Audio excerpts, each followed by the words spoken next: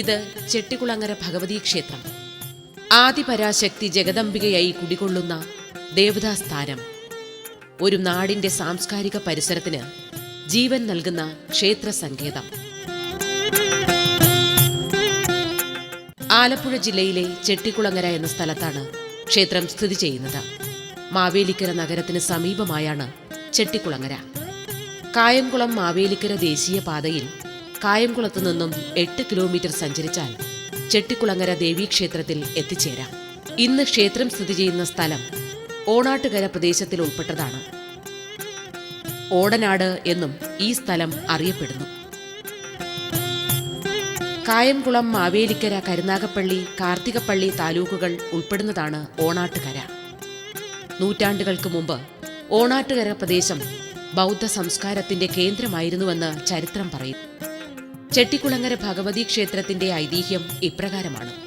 പണ്ട് ചെട്ടിക്കുളങ്ങര ക്ഷേത്രം സ്ഥാപിക്കുന്നതിനു മുൻപ് കൊയ്പ്പള്ളി കാരാൺമ എന്ന കോപ്പള്ളി ക്ഷേത്രത്തിൽ ചെട്ടിക്കുളങ്ങരയിലെ ചില പ്രമാണിമാർ ഉത്സവത്തിനു പോയി. കൊയ്പ്പള്ളി ക്ഷേത്രത്തിൽ ഉത്സവം കണ്ടുകൊണ്ടു നിന്ന ചെട്ടിക്കുളങ്ങരയിലെ നാട്ടുപ്രമാണിമാരെ അവിടത്തുകാർ ക്ഷേത്രമില്ലാത്ത കരക്കാർ എന്നു പറഞ്ഞ് ആക്ഷേപിച്ചു അത്രേ. ബൗദ്ധർ എന്ന് വിളിച്ച് ആക്ഷേപിച്ചുവെന്നും മറ്റൊരു ഐതിഹ്യമുണ്ട്. ബൗദ്ധർ വാദത്തിൽ പരാജയപ്പെട്ട കാലത്ത് ബൗദ്ധർ എന്ന് വിളിക്കുന്നത് വലിയ ആക്ഷേപമായിരുന്നു. അപമാനിതരായ നാട്ടുപ്രമാണിമാർ ചെട്ടിക്കുളങ്ങരയിൽ ഒരു ക്ഷേത്രം സ്ഥാപിച്ച് ഇതിന് പ്രതികാരം വീട്ടണമെന്ന് തീരുമാനിച്ചു. ഇതിനായി കൊടുങ്ങല്ലൂർ ഭഗവതിയുടെ അനുഗ്രഹം തേടാനും അവർ നിശ്ചയിച്ചു.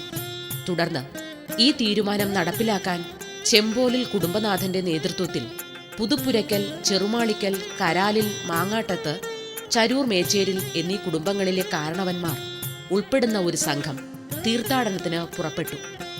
നിരവധി പുണ്യക്ഷേത്രങ്ങൾ സന്ദർശിച്ച് അവർ കൊടുങ്ങല്ലൂർ ദേവീക്ഷേത്രത്തിൽ എത്തിച്ചേർന്നു.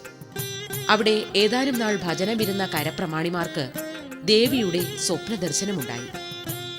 അടുത്ത ദിവസം അവിടുത്തെ വെളിച്ചപ്പാട് ഉറഞ്ഞുതുള്ളി ഒരു വാൾ കരപ്രമാണിമാരെ ഏൽപ്പിച്ചു. അവർ ആ വാളുമായി ചെട്ടിക്കുളങ്ങരയിൽ മടങ്ങിയെത്തി. വാൾ ചെമ്പോലിൽ കുടുംബത്തിൽ സൂക്ഷിക്കുകയുമുണ്ടായി. ഇതിനുശേഷം ഈ സമീപ പ്രദേശങ്ങളിൽ നടന്ന 2 സംഭവങ്ങളാണ് ചെട്ടിക്കുളങ്ങര ദേവീക്ഷേത്ര സ്ഥാപനത്തിന് കാരണമായതെന്ന് പറയപ്പെടുന്നു. അതിലൊന്ന് ഇങ്ങനെയാണ്. ചെട്ടിക്കുളങ്ങരയ്ക്കടുത്ത് കരിപ്പുഴയിലെ കടത്തുവള്ളക്കാരൻ തന്റെ ജോലി തീർത്ത് പോകാനൊരുങ്ങുമ്പോൾ മറുകരയിൽ നിന്നും ഒരു വൃദ്ധ സ്ത്രീയുടെ വിളി കേട്ടു. ആ വൃദ്ധ സ്ത്രീയെ അസമയത്ത് ഉപേക്ഷിച്ചു പോകുന്നത് ശരിയല്ലെന്ന് കരുതിയ കടത്തുകാരൻ അവരെയും കൂട്ടി യാത്ര തുടങ്ങി. വഴിമധ്യേ വൃദ്ധസ്ത്രീ ഒരു മരച്ചുവട്ടിൽ വിശ്രമിക്കുകയും വെളുപ്പിന് വള്ളക്കാരൻ ഉണർന്നു നോക്കിയപ്പോൾ വൃദ്ധയെ കാണാനുമുണ്ടായിരുന്നില്ല. ഈ അത്ഭുത സംഭവത്തെപ്പറ്റി അയാൾ നാട്ടുപ്രമാണിമാരെ അറിയിച്ചു. ഇതിനുശേഷം രണ്ടാമതൊരു സംഭവവും ഉണ്ടായതായി പറയപ്പെടുന്നു.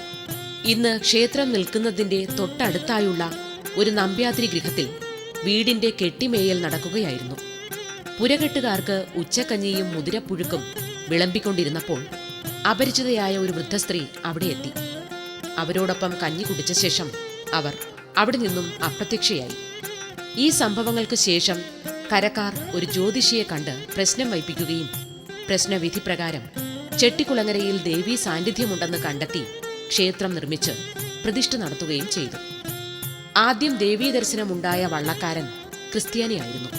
അയാളുടെ ദേവീഭക്തി മുൻനിർത്തി ചെട്ടിക്കുളങ്ങര ക്ഷേത്രത്തിലെ വെടിവഴിപാടിന്റെ ചുമതല പിന്നീട് അയാൾ ഏൽക്കുകയാണ് ഉണ്ടായതെന്ന് പറയപ്പെടുന്നു. ചെട്ടിക്കുളങ്ങര പ്രദേശത്തെ നാടുവാഴികളായിരുന്നു കുമ്പളത്ത് ചെമ്പോലിൽ കുടുംബക്കാർ. ഇന്ന് ചെട്ടിക്കുളങ്ങര ക്ഷേത്രം നിലനിൽക്കുന്ന സ്ഥലം പണ്ട് വലിയ കാവായിരുന്നത്രേ.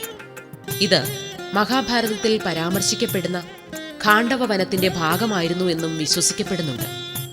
ചെട്ടിക്കുളങ്ങര പ്രദേശത്തെ നാടുവാഴികളായ കുമ്പളത്ത് കുടുംബത്തിന് സമീപം കാർഷികോൽപ്പന്നങ്ങളും മറ്റും വിറ്റഴിക്കുന്നതിനായി ഒരു വ്യാപാര കേന്ദ്രം പ്രശസ്തമായ നിലയിൽ പ്രവർത്തിച്ചിരുന്നു. ഇവിടത്തെ പ്രധാന വ്യാപാര വ്യവസായികൾ തമിഴ്നാട്ടിൽ നിന്നും കുടിയേറിപ്പാർത്ത ചെട്ടിവർഗക്കാരായിരുന്നു.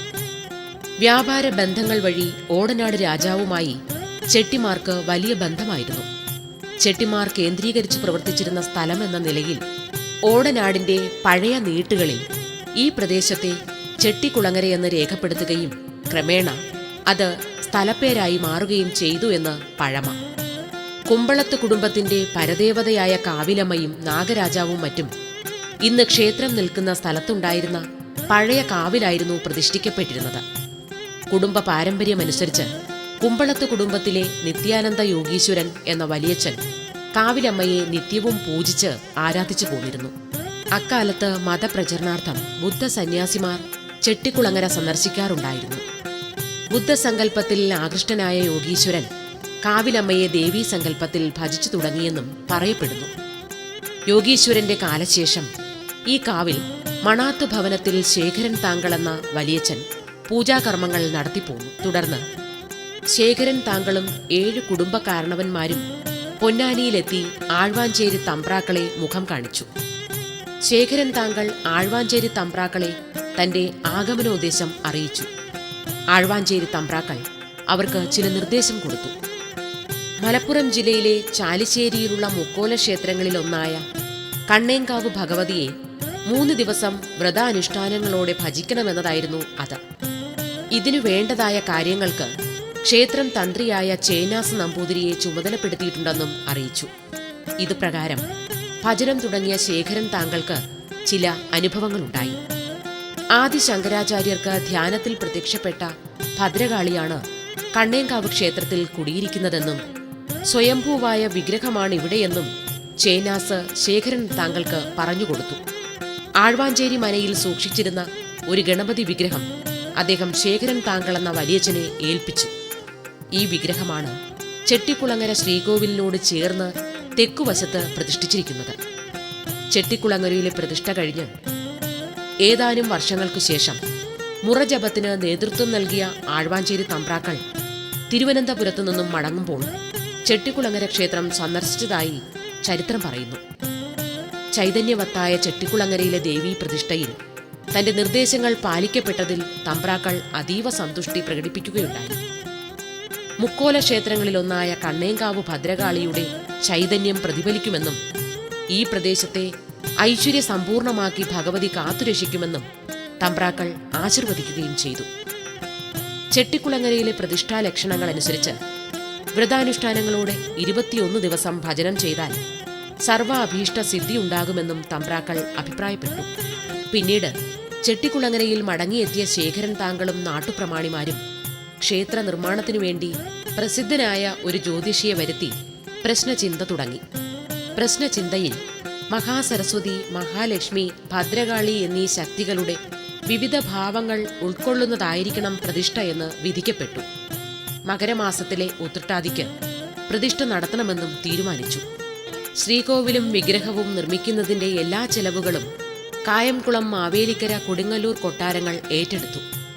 പ്രതിഷ്ഠാ ദിവസത്തെ എല്ലാ ചിലവുകളും 6 വീട്ടിൽ മാടമ്പിമാരും ഏറ്റെടുത്തു. തൃശൂരിലെ വേദമഠാധിപതിയായ നമ്പൂതിരിയുടെ നിർദ്ദേശപ്രകാരം വല്യച്ഛൻ ആദി ശങ്കരാചാര്യ ശിഷ്യനായിരുന്ന പത്മപാദാചാര്യർ മാവേലിക്കരയിലെ കണ്ടിയൂർ ശിവക്ഷേത്രത്തിൽ കിരാതമൂർത്തി പ്രതിഷ്ഠയ്ക്കായി വന്നു ചേർന്നപ്പോൾ അവിടെ ചെന്ന് ആചാര്യരെ കാണുകയും ചെട്ടിക്കുളങ്ങരയിൽ പ്രതിഷ്ഠ നടത്തണമെന്ന് ബോധിപ്പിക്കുകയും ചെയ്തു. മകരത്തിലെ ഉത്രട്ടാതിക്ക് പ്രതിഷ്ഠാകർമ്മം നിശ്ചയിച്ചു. പ്രതിഷ്ഠാകർമ്മത്തിന് ആവശ്യമായ വസ്തുക്കളുമായി കൊടുങ്ങല്ലൂർ തമ്പുരാൻ പരിവാര സമേതം 4 ദിവസം മുമ്പ് തന്നെ ചെട്ടിക്കുളങ്ങരയിൽ എത്തി. കൊടുങ്ങല്ലൂർ ഭദ്രകാളി ക്ഷേത്രത്തിലെ ശാന്തിക്കാരിൽ ഒരാളെയും തമ്പുരാൻ കൂടെ കൂട്ടിയിരുന്നു. പത്മപാദാചാര്യരുടെ പ്രധാന സഹായികളായി പ്രതിഷ്ഠാകർമ്മത്തിൽ പങ്കെടുക്കാൻ താഴമൺ ഇല്ലത്തെ തന്ത്രി മുഖ്യനും വാളക്കോട്ട് ഇല്ലത്തെ നമ്പൂതിരിയും സന്നിഹിതരായിരുന്നു. സപ്തമാതൃക്കളെ പ്രതിനിധാനം ചെയ്യുന്ന 7 ദളങ്ങളോടുകൂടിയ ശ്രീചക്രത്തിൽ ജഗദംബികയെ ആവാഹിച്ച് ചൈതന്യം പകർന്ന് പത്മപാദാചാര്യർ ഗർഭഗൃഹത്തിൽ പ്രതിഷ്ഠിച്ചു. തുടർന്ന് ജഗദംബികയുടെ അലങ്കാര വിഗ്രഹം പ്രതിഷ്ഠിച്ചു. രുരുജിത് വിധാനത്തിലുള്ള പ്രതിഷ്ഠയാണ് നടത്തിയതെന്ന് പറയപ്പെടുന്നു. മകരമാസത്തിലെ ഉത്രട്ടാതി ദിവസം 10 നാഴിക പുലർന്നപ്പോഴായിരുന്നു ചെട്ടിക്കുളങ്ങര ദേവിയെ പ്രതിഷ്ഠിച്ചത്. ഭഗവതിയുടെ തേജസ്സിന്റെ ഉഗ്രതയ്ക്ക് ശമനം വരുത്താൻ ശ്രീചക്രത്തിന് സമീപം വിഷ്ണുവിന്റെ സങ്കല്പ പ്രതിഷ്ഠയുമുണ്ട്. നൂറ്റാണ്ടുകൾക്ക് മുമ്പ് കായംകുളം രാജാവ് ഏൽപ്പിച്ച സാളഗ്രാമവും ഇവിടെ സ്ഥാപിക്കുകയാണുണ്ടായതെന്ന് പറയപ്പെടുന്നു. വലിയച്ഛന്റെ കൈവശം ആഴ്വാഞ്ചേരി തമ്പ്രാക്കൾ ഏൽപ്പിച്ച ഗണപതി വിഗ്രഹം ഗർഭഗൃഹത്തോട് ചേർന്ന് തെക്കുവശത്തും പ്രതിഷ്ഠിച്ചു. സംതൃപ്തനും സന്തോഷവാനുമാണ് ഈ ഗണപതി. ക്ഷേത്രത്തിലെ പൂജാവിധികൾ ഇപ്രകാരമായിരുന്നു നിർദ്ദേശിക്കപ്പെട്ടത്. പ്രഭാതത്തിൽ മഹാസരസ്വതിയെ ധ്യാനിച്ച് ത്രിമധുരവും മലരും ചെറുപായസവും നിവേദിക്കുക. മധ്യാഹ്നത്തിൽ മഹാലക്ഷ്മി സങ്കല്പത്തിൽ ധ്യാനിച്ച് കൂട്ടുപായസം നിവേദിക്കുക. സായാഹ്നത്തിൽ ഭദ്രകാളി സങ്കല്പത്തിൽ ധ്യാനിച്ച് നെയ്പായസവും നെയ്യപ്പവും നിവേദിക്കുക.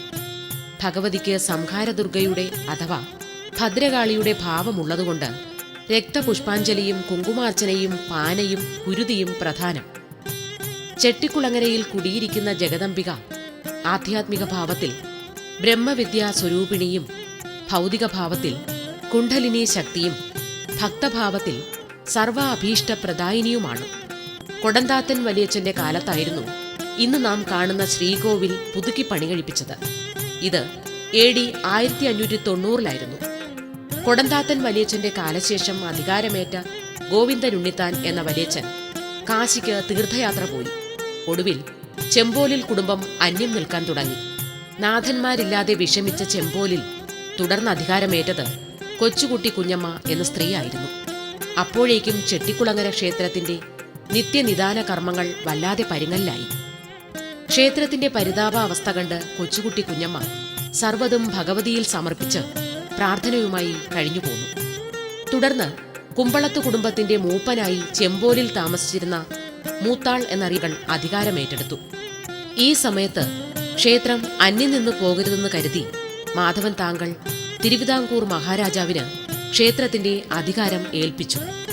മഹാരാജാവിൽ നിന്നും ക്ഷേത്രം തിരുവിതാംകൂർ ദേവസ്വം ബോർഡിലേക്ക് കൈമാറ്റപ്പെടുകയും ചെയ്തു.